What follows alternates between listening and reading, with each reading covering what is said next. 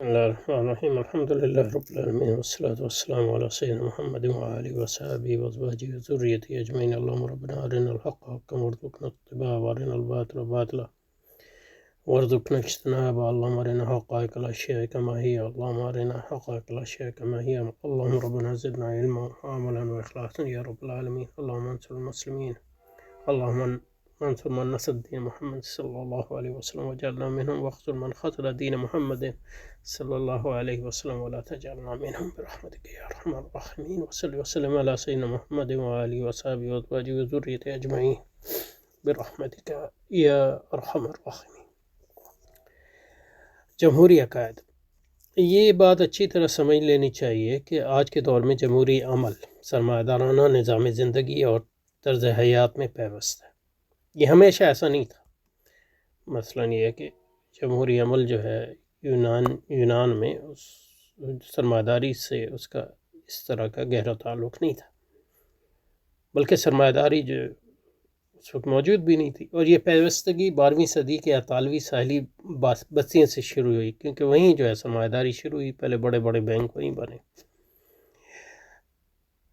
5ویں صدی قبل مسیح سے لے کر پہلی صدی تک یونان کے کچھ شہروں بالخصوص ایتھنز اور روم میں جمہوری نظام قائم تھا۔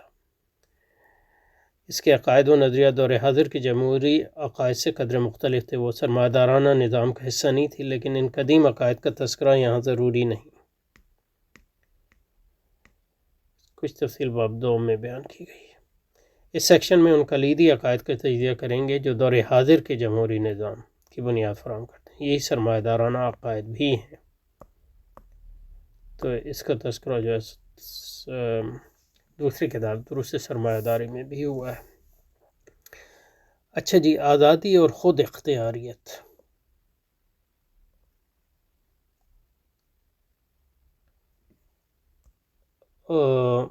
اس کو آٹونومی بھی کہتے ہیں انگلش، آزادی کے ظاہر فریڈم کہتے ہیں۔ خود اختیاریت کو سیلف ڈٹرمنیشن بھی کہتے ہیں۔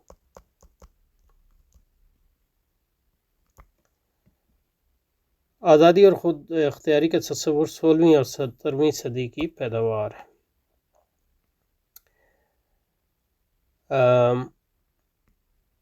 اس کی واضح تشریح ایمانوئل کانٹ کی فکر میں ملتی ہے، جو 18ویں صدی کا جرمن مفکر فلسفی بہت اہم فلسفی اور مفکر ہے۔ کانٹ ہیومن بینگ یعنی انسان کا ایک خاص تصور کو قائم بذات، احد اور صمد گردانتا ہے۔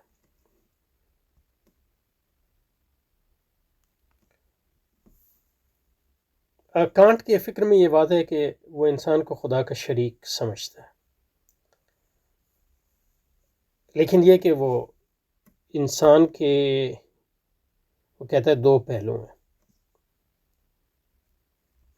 کانٹ کے نزدیک جو ہے انسان جو ہے مرکب ہے، تو اس کا عقلی پہلو، خالص عقلی پہلو، اور دوسرا اس کا حیوانی پہلو۔ تو حیوانی پہلو جو ہے یہ خدائی پہلو نہیں ہے اس کا، لیکن جو اس کا عقلی پہلو ہے، تو انسان جس حد تک عاقل ہے وہ خدا کا شریک ہے، اور جس حد تک اس کی عقل جو ہے اس کی شخصیت کی تکمیل کرتی ہے، وہ خدا ہے۔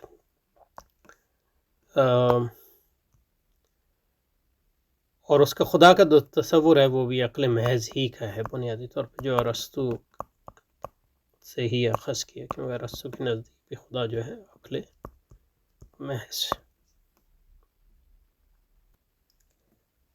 کانٹ کے مطابق ہیومن بینگ کے ذہن میں جو اطلاعات اس کی حسیات یعنی حواس فراہم کرتے ہیں، حواس زیادہ بہتر لفظ ہے، جو اس کے حواس فراہم کرتے ہیں، اس کو تصورات کی شکل میں ڈھال کر ہیومن بینگ ذہن حق کی تخلیق کرتا ہے۔ ذہن حق کی تخلیق کرتا ہے، حق کا مطلب ریالٹی، حقیقت۔ یہ جو تصورات ہیں یہ اس کی عقلی ساخت کا حصہ ہیں. تو بحیثیت ایک عقلی ہستی کے وہ کائنات کو ایک خاص طرح سے دیکھتا ہے.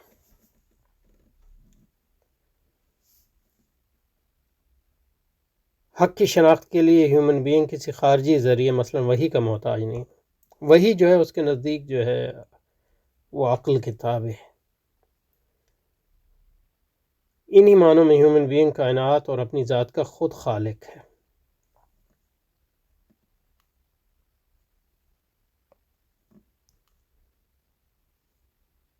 یعنی وہ حواس کے ذریعے اطلاعات اس کو ملتی ہیں، لیکن یہ کہ کس طرح جو ان حواس کو مرتب کرے وہ اس کا اپنی خلاقیت کا اور اس کی عقل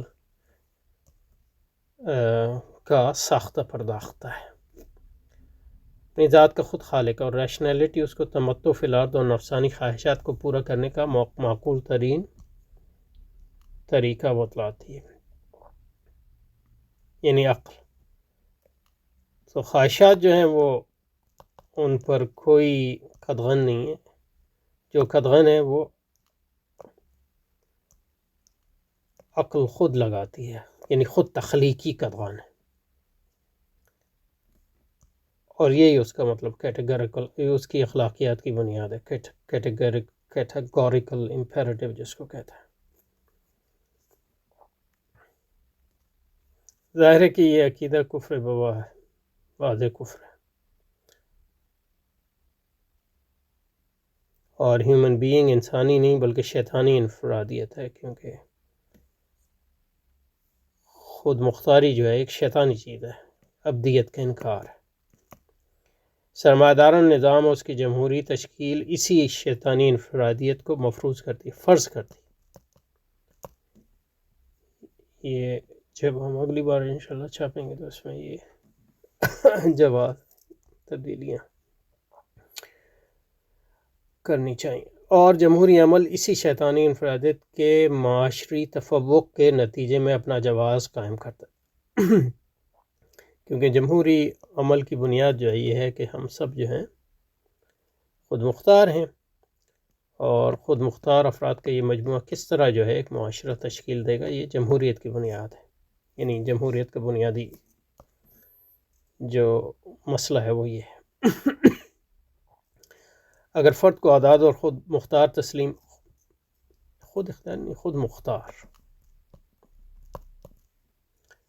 کر دیا تو اس کے کسی عمل پر پابندی لگانے کا کوئی جواز بیان نہیں کیا جا سکتا. اور جو پابندی ہے وہ خود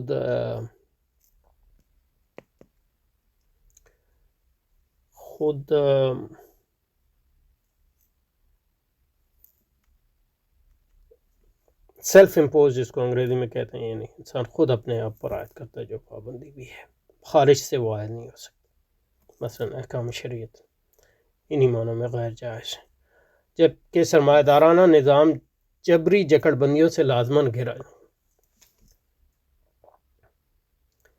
اگر فرد کو آزاد اور خود اس کے کسی عمل پر پابندی کو جبکہ سرمایہ دار نظام جبری جکڑ بندیوں سے لازماً گھرا ہوتا ہے، لیکن وہ جکڑ بندیاں جو ہے وہ انسان اپنے اوپر خود عائد کرتا ہے، کیونکہ وہ کہتا ہے کہ ان کے بغیر جو ہے ہم اپنی آزادی کو زیادہ سے زیادہ لوگوں کی آزادی جو ہے زیادہ سے زیادہ اس کو عملی جامہ نہیں پہنا سکیں گے. اسی کو کیٹیگوریکل امپیریٹو یونیورسلائزیبلٹی کہتے ہیں، جب انسان جو ہے اپنے عمل پر خود پابندی لگاتا ہے.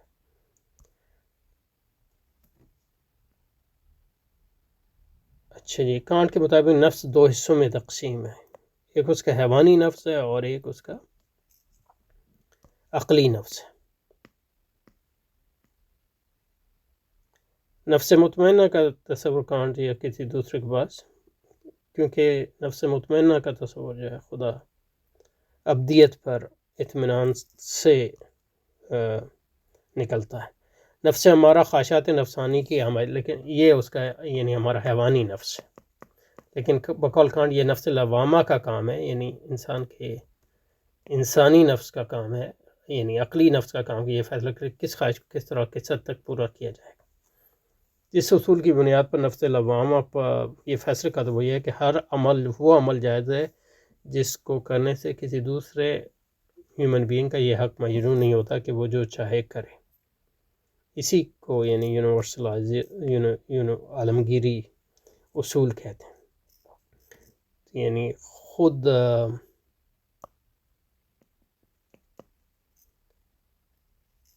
تشکیلیت کی بنیاد یہ ہے کہ انسان یہ یعنی اپنے آپ کو جو ہے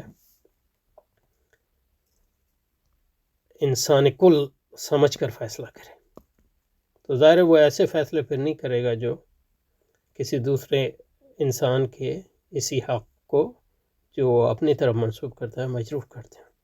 اور یہی مطلب یہ ہے کہ لبرلزم کی بنیاد ہے، اور یہی حقوق انسانی کی بنیاد بھی ہے۔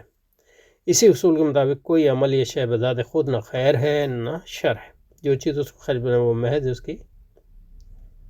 اس کو یعنی مطلب یہ ہے کہ آپ عالمگیری بنا سکتے ہیں یا نہیں بنا سکتے۔ مثلا زنا اگر طرفین کی رضامندی سے کیا جائے تو خیر، لیکن اگر اسے جبر سے کیا جائے تو شر ہے، کیونکہ جبر کے مطلب یہ ہے کہ آپ دوسرے انسان پر اپنی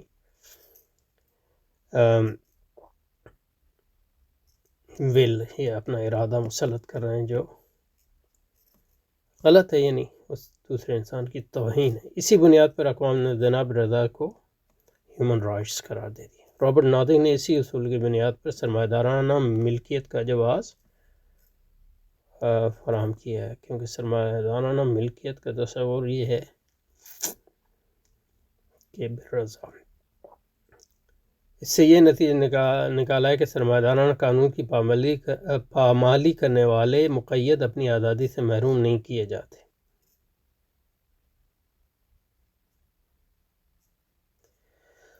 اس سے یہ نتیجہ نکالا رابرٹ نوزک نے کہ سرمایہ دارانہ قانون کی پامالی کرنے والے مقید اپنی آزادی سے محروم نہیں کیے جاتے، یہ واضح نہیں ہے۔ اس طرح سرمایہ دارانہ اجرتی معاہدے جو اصول اختیار و عملاً جبر کی بنیاد پر مزدوروں کو ان کی آزادی سے محروم نہیں کرتے، یعنی مطلب یہ ہے کہ یا جو سرمایہ دارانہ قانون کی پامالی کرتے ہیں تو ان کو آپ قید کرتے ہیں، وہ آزادی سے محروم نہیں ہیں، کیونکہ آپ ان پر جبر اسی بنیاد پر لگاتے ہیں کہ وہ قانون سرمایہ کی پامالی کر رہے ہیں۔ اور اس طرح مطلب یہ ہے کہ مزدوروں پر جو جبر ہے وہ بھی جائز ہے، اس لیے کہ وہ اپنی آزادی سے جو ہے اجرتی معاہدوں میں شریک ہوتے ہیں، کیونکہ وہ کس حد تک آزادی ہے ایک مختلف ہی مسئلہ ہے، یعنی مطلب یہ ہے کہ اس کے بغیر آپ کھائیں گے کہاں۔ سرمایہ داران معاشرتی تنظیم جو حقوق بشمول جمہوری حقوق وہ سب اسی کانٹین اصول یونیورسلائزیبلٹی کی غماز ہیں۔ یعنی آپ ہر عمل اس طرح کریں کہ آپ سوچیں کہ میں انسان کل ہوں، میں ہر انسان ہوں، اور اگر پھر اس نقطہ نظر سے آپ اس عمل کو جائز سمجھیں تو وہ جائز ہے، ورنہ وہ جائز نہیں۔ اس کے اطلاق کے نتیجے میں جو ظلم ظہور پذیر ہوتا ہے وہ سرمایہ دارانہ عدل ہے، کیونکہ انسان کل کے ارادے پر کوئی قدغن لگانے کا اختیار نہیں رکھتا۔ لہذا آزادی کا مطلب سرمایہ کی تابعداری کے علاوہ کچھ نہیں، اور دور حیاتاً جمہوریت اسی تابعداری کی سیاسی تنظیم ہے۔ اب یہ لہٰذا یہاں اس سے کس طرح نکالا اس کو سمجھنا ضروری ہے۔ وہ اس طرح نکالا کہ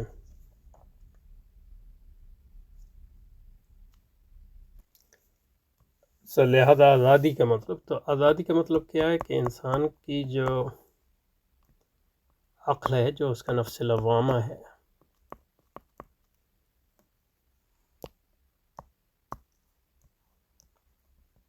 اس کو حق ہے وہ نفس حیوانی یا نفس امارہ پر قدغن لگائے،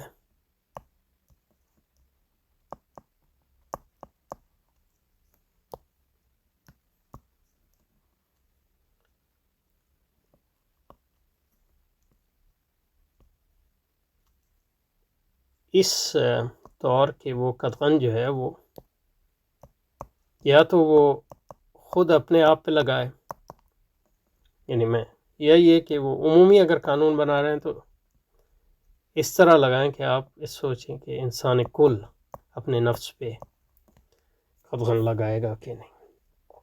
تو جو قدغنیں لگائی جاتی ہیں وہ اسی لیے ہیں کہ انسان کی آزادی میں اضافہ ہو۔